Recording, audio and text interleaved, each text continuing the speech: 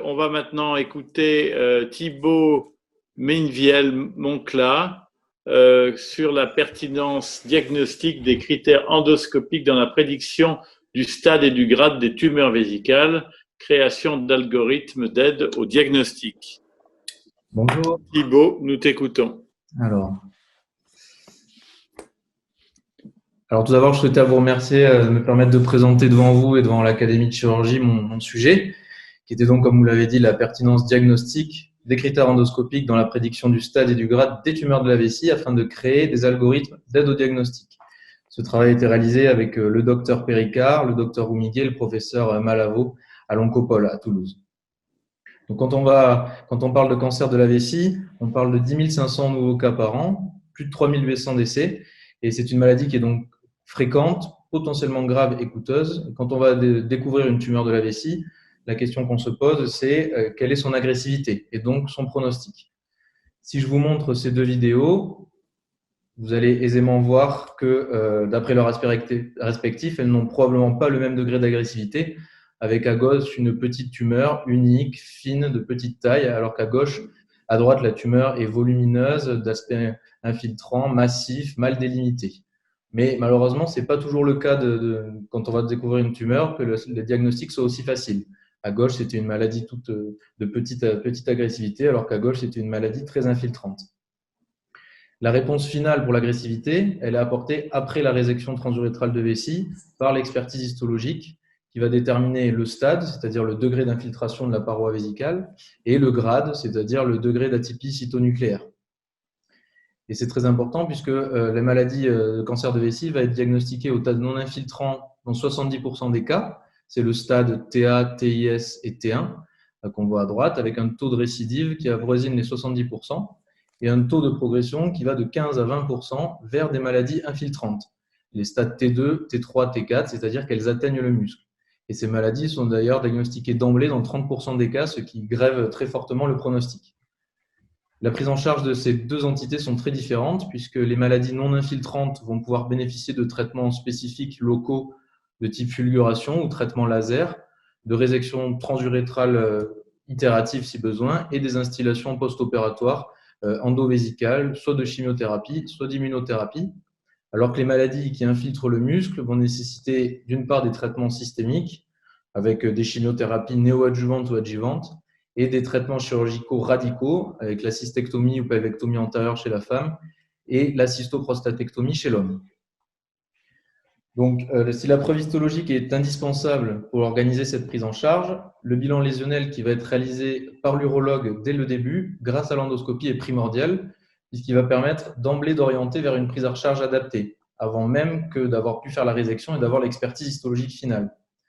Pour l'urologue, le but, ce n'est pas de se substituer à l'anatomopathologiste qui va poser le diagnostic, mais de savoir au mieux réussir à faire la différence entre deux entités, les lésions à bas risque, et donc c'est les lésions de stade TA et de bas grade, qui représentent l'immense majorité des lésions découvertes et qui ont un coût très important pour la société du fait du diagnostic avec les endoscopies, des traitements itératifs avec hospitalisation, bloc opératoire, anesthésie, une surveillance qui se fait à vie par endoscopie la majorité du temps et une prise en charge des récidives qui nécessitent souvent de nouvelles hospitalisations. D'autant plus que maintenant, ces lésions à bas risque sont accessibles grâce aux recommandations internationales à des traitements qui vont être mini-invasifs, spécifiques, qui peuvent être réalisés en ambulatoire ou en consultation à type de fulguration et de destruction au laser avec une simple endoscopie. C'est des traitements qui vont être peu douloureux, qui seront moins risqués, moins coûteux et qui permettent un contrôle tout aussi efficace de la maladie et donc également des dépenses de santé puisqu'on réduit largement les coûts. De notre côté, on va avoir les lésions à haut risque, c'est-à-dire les maladies de haut grade, PT haut grade, et les maladies avec des stades plus avancés, T1 ou T2, qui, elles, vont nécessiter des prises en charge qui vont être rapides et adaptées.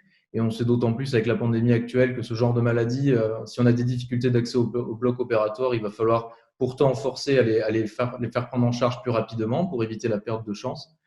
Et également faire des bilans d'imagerie préthérapeutique, par exemple l'IRM pour évaluer le degré d'infiltration de la paroi vésicale, et l'uroscanner pour rechercher des maladies du haut appareil synchrones. Donc, l'identification notamment des lésions à bas risque est à l'heure actuelle un enjeu économique et sociétal majeur, puisque c'est un besoin qui est non rempli car en dehors de l'expérience et du raisonnement du chirurgien qui va faire l'endoscopie, on n'a pas d'outil réellement à notre disposition qui va nous permettre d'orienter l'organisation de la prise en charge tant qu'on n'a pas la preuve histologique finale apportée par l'anatomopathologiste.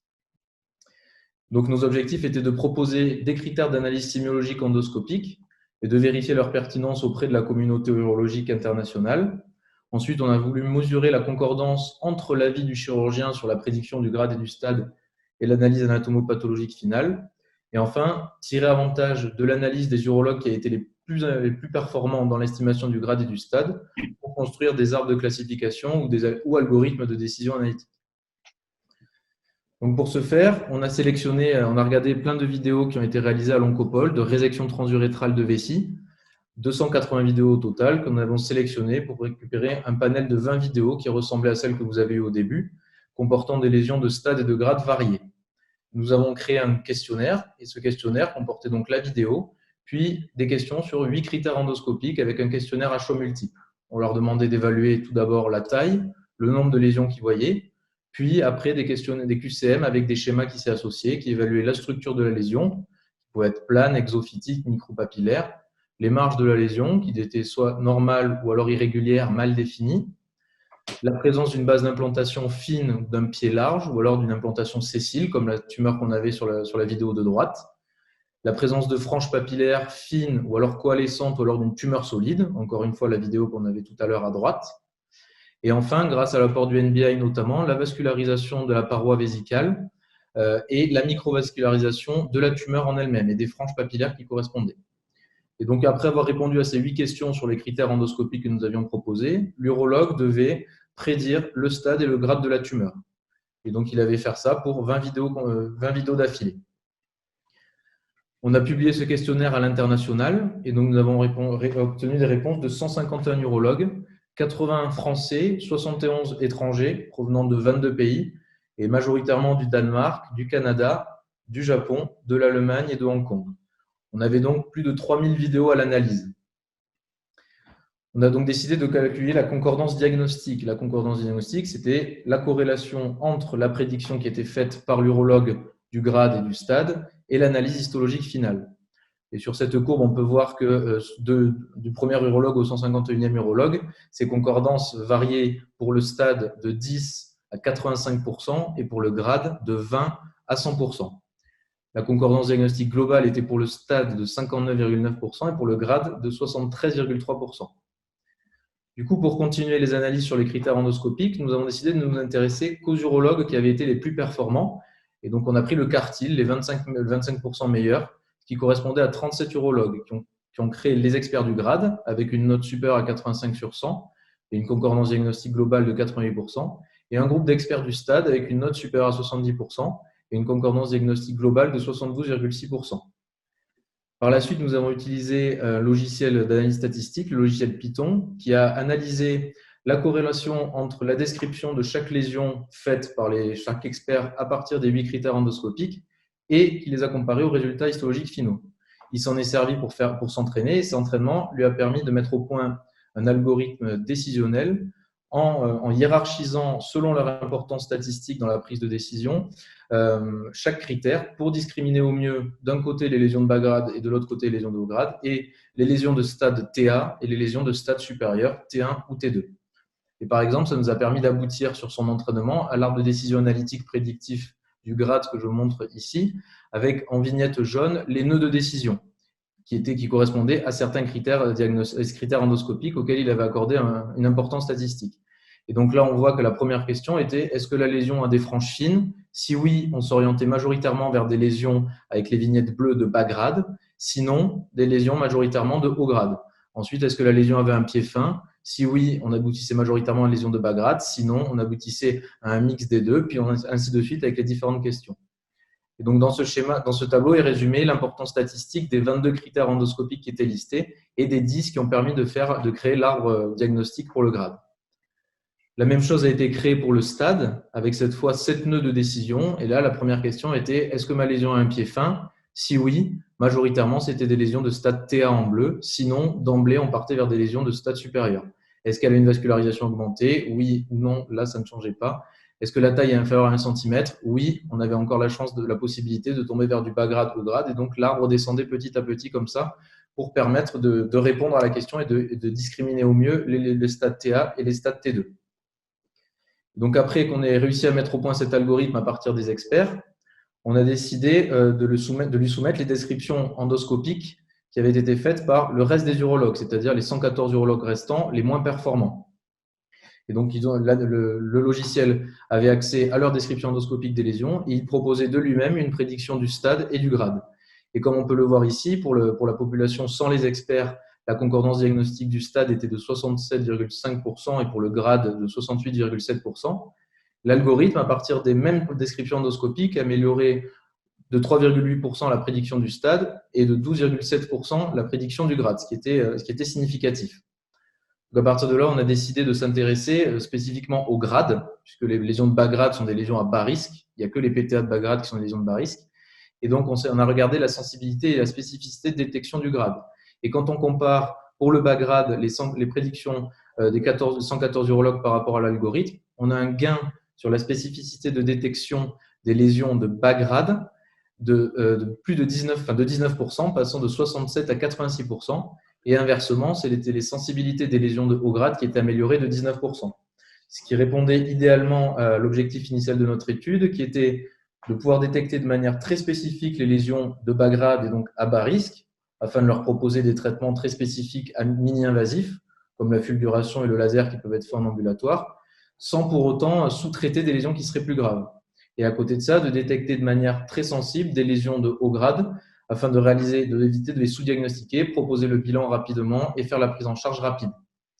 Donc, en conclusion, les critères sémiologiques d'analyse endoscopique que nous avons proposés, ils se sont montrés robustes, puisque même l'analyse réalisée à partir des urologues les moins bons permettait d'améliorer les résultats. L'algorithme qu'on a créé, notamment celui du grade, qui était le premier dans son genre, nous a permis d'améliorer la spécificité de détection et la sensibilité de détection de 19%. Et l'association de cette définition de critères d'intérêt et leur organisation et la hiérarchisation par les algorithmes que nous avons mis au point, afin d'anticiper le grade et le stade, constitue une avancée importante pour le développement d'outils d'informatique au diagnostic et qui pourrait apporter notamment un soutien de taille aux urologues dans leur pratique quotidienne. Actuellement, on travaille avec un groupe de recherche danois qui essaie de monter aussi son algorithme et qui utilise notre base de données de vidéos que nous avons mis au point pour tester son algorithme, et avec une société française, VitaDX, qui actuellement a créé un logiciel d'intelligence artificielle pour la recherche de cellules tumorales dans les urines, qui s'intéresse également et qui a utilisé nos vidéos pour essayer de créer un algorithme. Dans l'attente, pour nous, il est encore utile pour l'apprentissage et au perfectionnement en endoscopie vésicale, puisque à l'heure actuelle, on utilise les vidéos que nous avons mis au point pour l'entraînement et évaluer les internes. Voilà, je vous remercie beaucoup de votre attention. Bien, merci beaucoup. Merci beaucoup. J'ai trouvé ça très intéressant parce que finalement, c'est beaucoup de données qu'on a qui sont intuitives, qu'on a acquises avec l'expérience. Et je pense que c'est un outil pédagogique super pour les jeunes internes, peut-être en transformant un petit peu tous ces critères. Vous avez visiblement déjà beaucoup de très bons documents. On peut en faire un outil parfait pour l'enseignement des internes. Je pense que c'est sûrement un gros avantage, outre l'avantage que tu as décrit. Est-ce qu'il y a d'autres commentaires sur cette méthodologie d'examen visuel, finalement? Moi, j'avoue que j'ai pas été tout à fait convaincue. Quand on voit des spécificités à 84% et des sensibilités à 60%, voilà, je voudrais une comparaison d'une stratégie par l'algorithme à une stratégie habituelle, par exemple, de biopsie exérèse, voilà, à visée diagnostique. Je trouvais que la sensibilité n'était pas… Et oui, on voit que même les résultats des urologues de manière générale. Alors après aussi, il y a le biais que nous, on est dans un centre expert à l'Oncopole, avec des vidéos, souvent des résections de second recours, troisième résection, des choses comme ça, avec des problèmes lésions qui ont été ensemencées, qui ne correspondent pas toujours forcément à un primo-diagnostic, pas toujours aussi facile. Et on avait aussi pris le parti pour faire le questionnaire de prendre des vidéos qui n'étaient pas forcément faciles de base et très intuitives dans la description, pour voir si les critères, malgré la description endoscopique de la lésion, est-ce qu'on arrivait à aboutir à un bon résultat ou pas. Mais de manière générale, c'est vrai que les valeurs qu'on avait dans des réponses des urologues correspondaient à ce qu'on trouve dans la littérature, sachant qu'à la grande différence de la majorité de ce qui était fait dans la littérature, c'est que ça avait été proposé par des urologues qui faisaient la résection et qui proposaient avant la résection de dire le stade et le grade, mais qui connaissaient les antécédents des patients, les antécédents de résection, tout ça. Alors que là, c'était purement des vidéos sans connaître le contexte clinique, les antécédents, savoir si le patient était fumeur, s'il avait déjà eu des résections, tout ça. Donc, c'est vrai que ça compliquait un petit peu le diagnostic. Merci. Je pense que quand on aura des logiciels de reconnaissance, comme la reconnaissance visuelle, mais peut-être qu'on pourra aussi affiner tous ces critères, mais c'est très intéressant. Voilà, je voudrais conclure parce qu'on a juste 5 minutes de retard. Je vois Dominique Franco qui me fait des gros yeux. Je pense qu'on peut maintenant passer à la conférence suivante présentée par Henri Coudane, qui doit être par ici. Voilà, je vous remercie à tous. Merci Corinne également pour votre participation. Merci à vous.